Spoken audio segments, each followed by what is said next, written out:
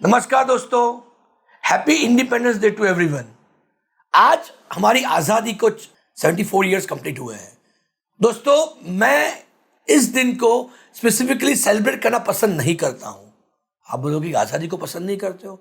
मैं कहा दोस्तों, मेरा कहना है आज़ादी को तो पसंद करता हूं मैं, पर आज़ादी याद करने के साथ में साथ हम लोग को 200 साल की अंग्रेजों की गुलामी को भी याद करते हैं। तो आज का दिन है वो आजादी को याद करते हुए और वो गुलामी को दूर भगाते हुए हमें कुछ सोचने की जरूरत है कि हमने लास्ट 74 इयर्स में क्या पाया, कहां तक पहुंचे हम लोग और अगले 200 साल में 500 साल में कहां तक अपने आप को देखना चाहते हैं। दोस्तों, हमें कहा जाता है basically we are the youngest nation in last 74 years, पर ये आधा है। हम लोग एक यंगेस्ट नेशन है, भारत एक यंगेस्ट देश है, पर वो स्टेटमेंट जो है वो आधा है। हम लोग सिर्फ यंगेस्ट नेशन नहीं है बट ओल्डेस्ट सिविलाइजेशन भी है। दुनिया की सबसे पुरानी सिविलाइजेशन है हम लोग। तो उसको अगर मैं आगे सोचे, क्योंकि हम लोग ऑलवेज प्रोग्रेसिव रहे हैं, सालों में सालों के हमारे ऊपर सब लोगों ने अटैक किए, ये सारा क्या होने के बाद भी हमारी संस्कृति को हमने कायम रखा हुआ है। तो दोस्तों, मैं आज वही कहना चाहता हूं कि 74 ईयर्स आज़ादी को हुए हमारे, राइट। अगर हम उसके 2 साल पहले की अगर बात करें, सिर्फ 2 साल पहले की बात कर रहा हूं दोस्तों, हमसे दो ऐसी वर्ल्ड वॉर 2 जब खत्म हुआ था, ऐसी 2 कंट्रीज थी जिसको कंप्लीटली डिस्ट्रॉय कर दिया गया था। याद है ना कौन सी? एक है जापान और दूसरा है जर्मनी। 1945 में जब वर्ल्ड वॉर 2 खत्म हुआ तब जापान पे ऊपर हिरोशिमा नागासाकी के ऊपर परमाणु बम डाल के उसको डिस्ट्रॉय कर दिया गया था पूरी कंट्री को। और एक दूसरी कंट्री जर्मनी, जो वर्ल्ड वॉर 2 का मेन रीजन था, उसको भी 5 कंट्रियों ने मिलकर चलाया था और कंप्लीट डिस्ट्रॉय कर दिया गया था।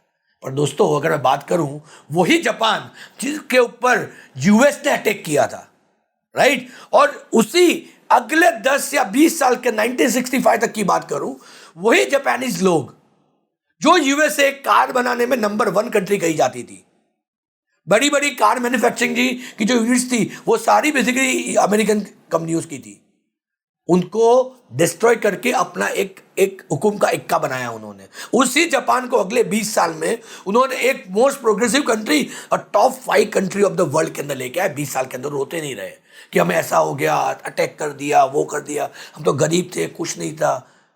दोस्तों, ये मैं क्यों स्टोरी सुना रहा हूं आपको? आज़ादी के 75 साल के बाद भी आज हम लोग अंग्रेजों को याद करते हैं, क्योंकि उन्होंने हमें लूट के लेके गए थे, ये करके गए थे, गरीब देश थे हम लोग। दोस्तों, गरीब होना, गरीब पैदा होना वो आपके हाथ में नहीं है, पर गरीब नहीं मरना वो डेफिनेटली आपके हाथ में है।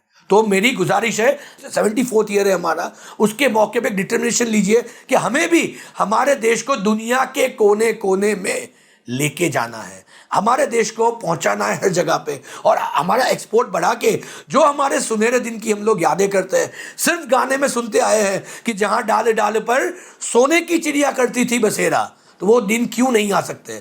अगर वो जापान डिस्ट्रॉय हो जाने के बाद 20 साल के अंदर वही यूएसए के ऊपर जाके वापिस राज कर सकता है, तो हम लोग भी वापिस क्यों नहीं कर सकते?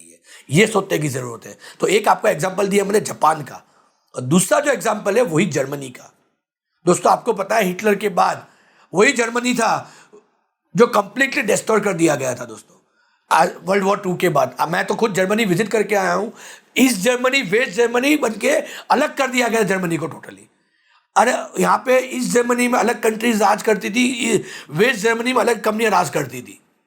उसके बाद भी जैसे ही 89 के अंदर ईस्ट जर्मनी और उनकी जो ग्रेट वॉल ऑफ जो बर्लिन कहते हैं उसको डिस्ट्रॉय कर जब इकट्ठा किया गया, वही जर्मनी आज यूरोप का स्ट्रॉन्गेस्ट प्लेयर उनके खड़ा हुआ है।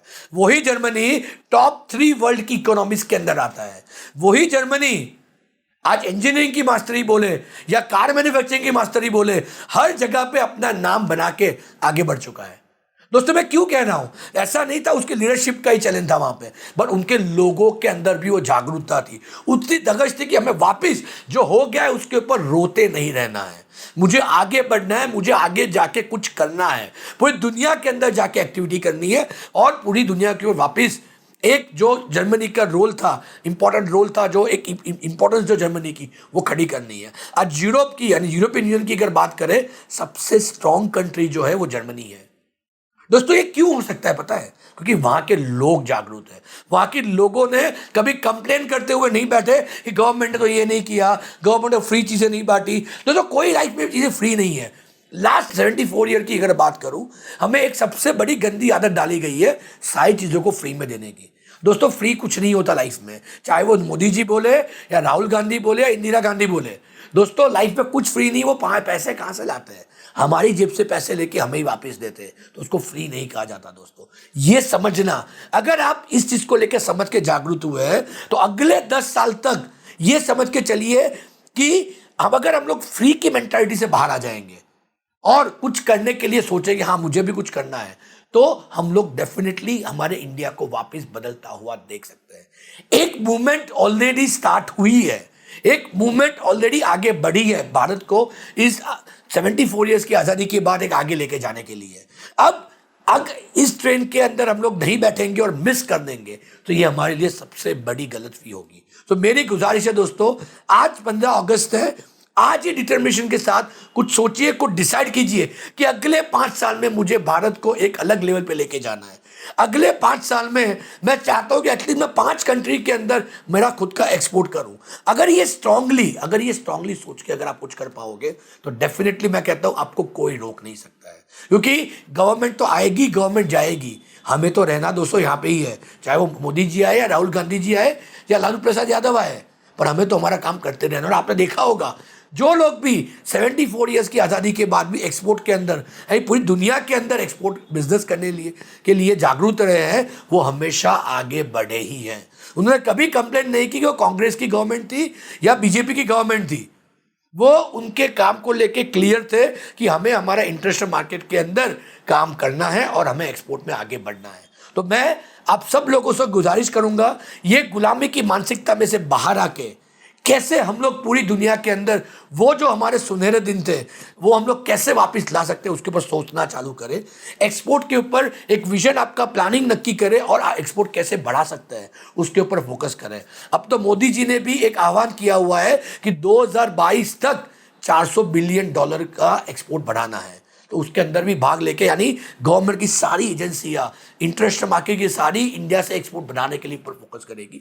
तो मेरी आप सब लोगों से गुजारिश है, ये मौका मिस मत कीजिए और आज ही एक्सपोर्ट करने के लिए आपका जो विल है उसको आगे बढ़ाइए और आज ही स्टेप लीजिए। क्योंकि मैं मानता हूं कुछ ना करने के हमारे पास 500 रीजन हो सकते हैं, पर अगर एक रीजन कुछ करने का ढूंढ लिया तो हम भी आगे डेफिनेटली बढ़ सकते हैं। सो आइए हम सब मिलके भारत का एक्सपोर्ट बढ़ाएं और भारत के वो जो सुनहरे दिन थे भारत में वापस ले आए। जय हिंद, जय भारत।